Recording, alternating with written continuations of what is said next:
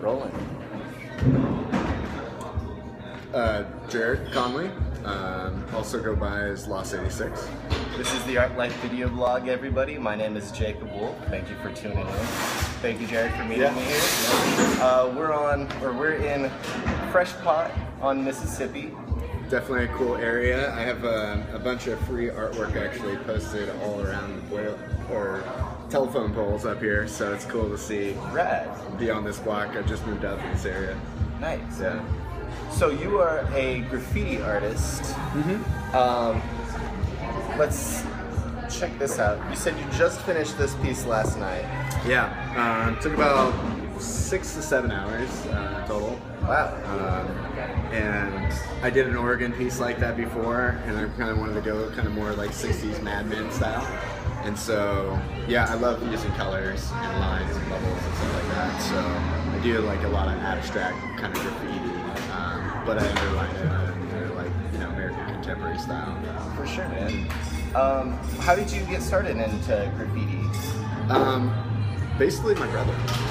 My brother was in a graffiti crew down in California, and watching him, his style, and multiple other friends of his use different styles from traditional to wild style. There was one particular person that I really liked who did more abstract faces, and so I started experimenting, doing the traditional way of learning how to do graffiti, doing it through the black book, you know, put my name out there when I was a kid, you know. And then I decided to take a professional route when I was 18, and I started finding my own style through that. And because I was always lost as an artist. What do you mean professional route? Well, I stopped basically doing the streets when I was about 18. Usually in like the graffiti world, you kind of have to pay your dues and your respect to the graffiti culture. Right. It's kind of this underlying untold story or written book of you know, how to like step yourself on the graffiti world. And so when I was 18, I realized, okay, I found my style. I'd like to, you know, put it on canvas or do it murals for coffee shops or restaurants, businesses, stuff like that.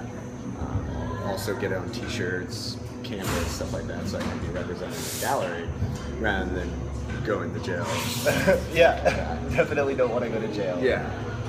And graffiti is kind of known for that. It's like any person you say, especially anyone above like 40 years old, they're like, oh, graffiti? Like, so you in gang, or have you tagged up walls before? And there's a difference between tagging up and bombing and doing masterpieces. There's a whole different side. And so you first learn how to do what I call chicken scratch, but it's, you know, simple graffiti, learning your calligraphy and typography, learning your own style. Did you ever go to like art school for this sort of stuff? Or? No. I just recently finished my multimedia degree, and so I got my AA at PCC, and now I'm going to a PSU this term for graphic design, and didn't have any really schooling or institution of any sort to learn. It was basically learning the streets, looking online, following my brother, learning just as many places as I could the different styles of artwork, not just graffiti alone, but like abstract, pointillism, other various forms. Right on. So you definitely put in your time. You didn't. It wasn't just a whim for you. Yeah, a lot of mistakes. My brother always taught me when I first started doing graffiti, he says, if you want to take this route, use a pen. And he says, use a Sharpie, particularly, because with Sharpies, you can work with your mistakes. You have to. I mean, if you use black and you mess up, well, that's it. And there's been lots of pieces where I've like thrown away or just let go, but I've quit doing that and actually added on to those pieces and work with my mistakes. And it's interesting because when you use pen, there's no, you know, erasing. Right. So you have to kind of just, and that's what really kind of expanded my style. And a lot of people refer either my lettering or my colors like, hey, this looks like 1960s poster artwork. And then I'd have other people who knew graffiti, who was like under 40, you know, younger, who'd be like, wow, that looks like old school 80s graffiti. So right. It's nice that I kind of found my balance, but it took almost 10 years to finally get to that point where I can start showing my work and stuff like that. when did you first start showing? Was it like a gallery or? In 2005, I ended up moving to Arcata, California, and I did my first series. It was mixed media, and it was probably one of my favorite series I've done. Not because I was straight out of high school, fresh, really getting into graffiti, like devoting at least 5 to 10 hours a day, and I ended up giving the whole series away to like a bunch of friends and community of Arcata, and a few people still have pieces, which is pretty amazing.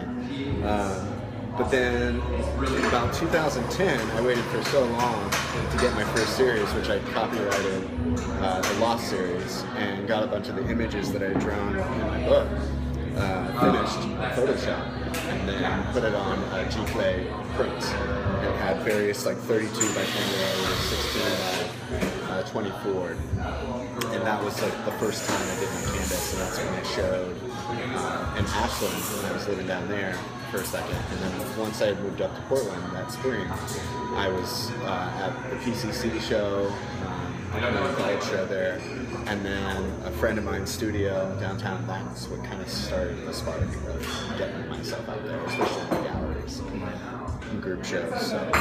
And what have you done since then? When did you move to Portland, I guess? 2010, so I've been here about 5 years off and on. I spent 8 months in LA doing the art and music scene down there and kind of learning what the lifestyle was. It wasn't particularly me, but I definitely was inspired by the drive down there. And the last 2 years I've been here straight, coming up to my 3rd year in September. And I have been nothing. I just had my first solo exposition show at the Jupiter Hotel and had about 80 pieces of like 90 that I showed there, which was amazing. Wow, that's a lot. Yeah.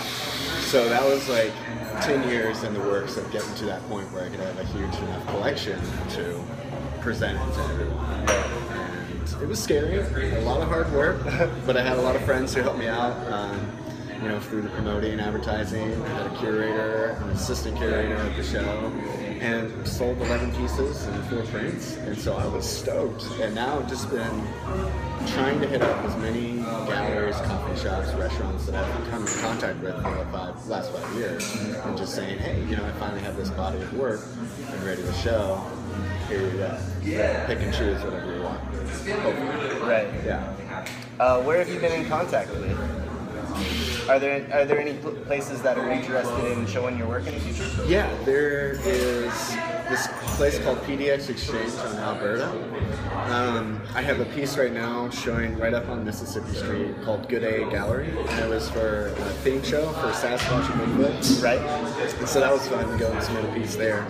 I hit up 10 galleries last week and just kind of sending the emails, because you don't want to send too many emails out, because in case if a bunch of galleries do respond, you want to be sure that you have your work at that time that they want, because you don't want to collide with 2 others, because it just kind of looks bad on your part, even though they know we're artists. It's just, you have to like position, so doing like 10 out of like 2 or 3 months is good. Kind of hear back, and I heard back and forth. One of them was PDX Exchange on Alberta. The other one was Nightlight Lounge, which is like my favorite restaurant on Clinton Street. And I forget the other 2 places, but yeah, here in Portland, so. Rock on. Yeah, I've been super stoked. Have you printed anything on t-shirts? I have. Yeah. When I first did my series in 2010, I made 3 designs with it, and I made